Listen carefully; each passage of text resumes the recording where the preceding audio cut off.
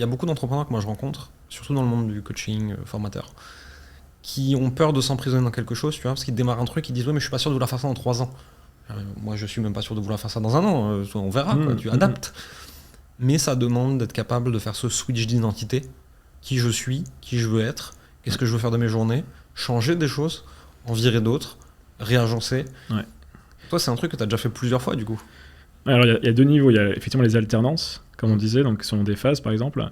Et après, tu as des fois, au même moment, à avoir plusieurs casquettes. Alors, ça peut avoir des problèmes aussi, parce que si tu gères mal, on va dire, ne serait-ce que ton agenda par rapport à ça, ça peut être compliqué. Mais par exemple, tu vois, quand j'étais CEO de startup, je créais du contenu déjà. J'avais commencé à écrire sur Medium à l'époque. J'étais, en tout cas en France, un des rares dirigeants à documenter, faire du building public, en fait. C'est juste que moi, en fait, je l'ai fait sans réfléchir, parce que quand j'étais joueur de poker encore avant, j'avais un blog où je racontais ma life de joueur de poker. Donc pour moi, en fait, c'était pas... Ça n'avait rien d'exceptionnel, c'était juste... j'ai continué à faire ce que j'avais commencé à faire quand j'avais 18 ans. Donc je l'ai repris après, plutôt vers 23-24 ans, quand j'ai commencé ma boîte. Et du coup, en fait, j'avais cette double identité où j'étais dirigeant, mais en même temps, je faisais de la création. J'ai publié sur LinkedIn aussi en 2017. Les gens qui ne savent pas, mais ça existait déjà en 2017, LinkedIn. Tout le monde a l'impression que ça a ouvert en 2020 ou 2021 quand tu écoutes les créateurs, mais non, il y a eu un monde avant. Il y avait déjà des gros créateurs à l'époque. Ouais, c'était pas la même portée. Hein. Tu faisais n'importe quel article où tu donnais 3 idées et demie, t'as tout Paris qui t'appelait pour bosser avec toi, quoi. Ouais, c'était fou. Je suis allé revoir, j'ai scrollé il y a quelques semaines, alors pendant longtemps, parce que je poste beaucoup quand même, pour voir un peu les posts que je faisais et les likes que j'avais. C'était fou, en fait, les scores que tu pouvais faire. Ouais. Il n'y avait pas de concurrence. Pas beaucoup moins. Et je te parle de ça parce qu'en fait, ça a été très utile en fait, justement, d'avoir ces doubles casquettes, notamment dans les moments plus compliqués. Parce que par exemple, moi, ma boîte, après, j'ai dû la vendre, c'est une longue histoire, mais j'ai dû la vendre de manière précipitée et pas du tout à un gros montant. Et du coup, je pense que si tu m'identifiais que en tant que CEO, j'aurais vraiment mal vécu le truc parce que en fait, on m'a enlevé toute mon identité.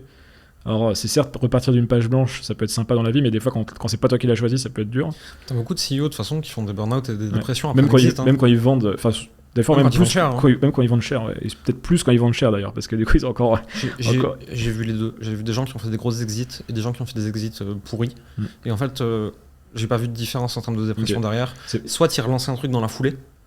T'en as un qui a pas le choix. Celui qui a pas fait un gros exit, lui, il doit retourner travailler, donc presque, j'ai envie de dire, il a moins le temps de se prendre une crise existentielle. J'en ai vu faire des nuits noires de l'âme, vraiment, post-exit, même avec une exit pourrie, et se retrouve un peu perdu pendant 2 ans. Ok. Ouais. En fait, ce qui est tellement dur, tu vois, moi j'y pensais beaucoup à l'époque, à un moment où on aurait pu vendre la boîte, pas en précipitation, mais vraiment bien vendre, c'est est-ce que j'ai envie de vendre parce que si je veux vraiment continuer à être entrepreneur, peut-être que j'arriverai pas, tu sais jamais, à remettre au même niveau, tu vois.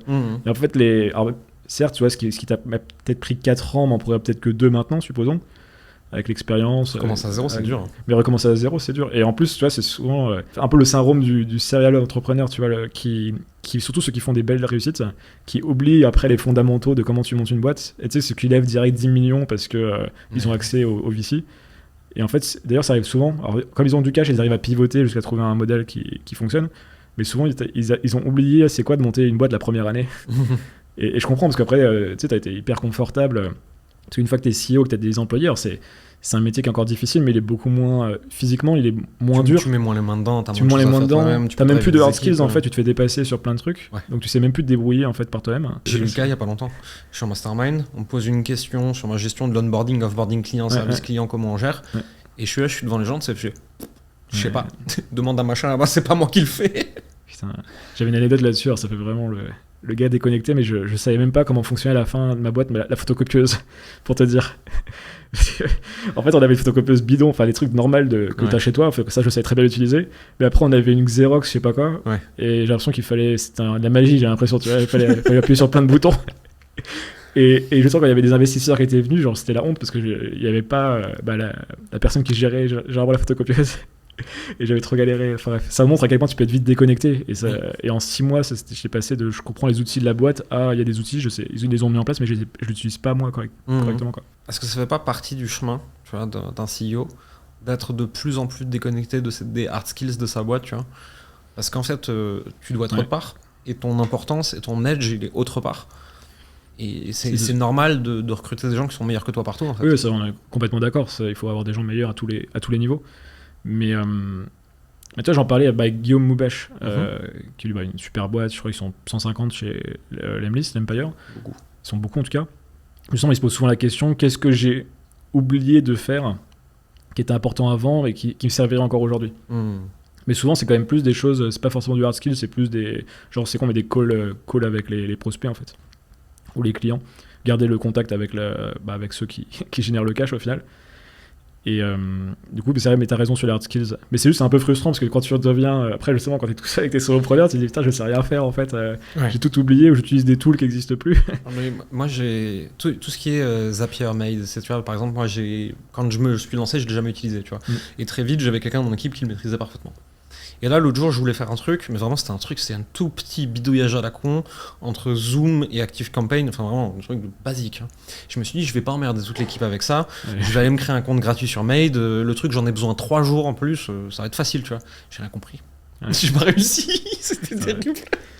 Je me suis senti mais nul. Alors quand j'ai débuté, il y avait les débuts de WordPress, mais il fallait encore tout coder, fallait bidouiller le CSS, le JavaScript, machin, le truc. Et là, vraiment, tu vois, du no-code, alors que c'est vraiment du drag and drop pour débutants. J'ai pas réussi, ça m'a énervé. Au bout de 30 minutes, j'ai lâché l'affaire, j'ai demandé à l'équipe, quoi. En plus, je sais pas pour toi, mais je pense que en tout cas, moi, je sais que ça peut m'énerver, genre de choses, si, tu sais, je vais mettre dans ma tête un peu mon temps, il vaut tel montant. Et je me prends la tête sur un truc à faible valeur ajoutée, je me dis. Moi aussi, parce que je suis buté, tu vois. Et je prends 1 heure pour un truc qui peut déléguer pour 20 balles. Ouais. Je suis du genre à faire le même genre de conneries. Ouais. Mais du coup, ça m'énerve encore plus parce que j'arrive pas. Donc, c'est une question d'ego, en fait. Il y a l'ego et en plus, ça vaut pas grand chose d'un point de vue financier. Enfin, je veux dire, je le valorise pas énormément. Ouais. Donc, c'est assez chiant. Mais bon, ça, c'est vrai, des problèmes de riches presque. Ouais, grave, bien sûr. Mais moi, ça m'arrive régulièrement. Et en fait, alors on peut le justifier de plein de façons différentes. Mais en fait, juste par exemple, moi, quand je bidouillais moi-même, c'était encore beaucoup de code. Aujourd'hui, tout est en no-code, drag and drop. C'est vraiment du presse-bouton. Et en fait, la logique de comment ça se construit est différente. Et du coup, moi, j'ai pas cette logique. Et donc, des trucs qui sont vraiment simples, mais vu que moi, je les réfléchis d'une certaine façon, en fait, je peux pas y arriver. Et en fait, il faudrait que je me recable à penser autrement. Sauf qu'en fait, j'essaye 15 minutes, j'y arrive pas, ça m'énerve, je le délègue. Alors moi, j'ai trouvé la solution, là, c'est que en ce moment, je travaille pas mal avec mon frère, qui lui, justement, a les skills vraiment design, montage. C'est lui qui fait mes carousels sur LinkedIn. Enfin, tu vois, genre, ça m'aide pas mal. Mais après, du coup, j'apprends pas à le faire. C'est la contrepartie.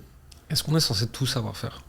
Je pense pas, mais quand même, encore une fois, comme je suis quand même plus solopreneur en ce moment, je me dis des fois, il faut que je mette un peu plus les mains dans le cambouis.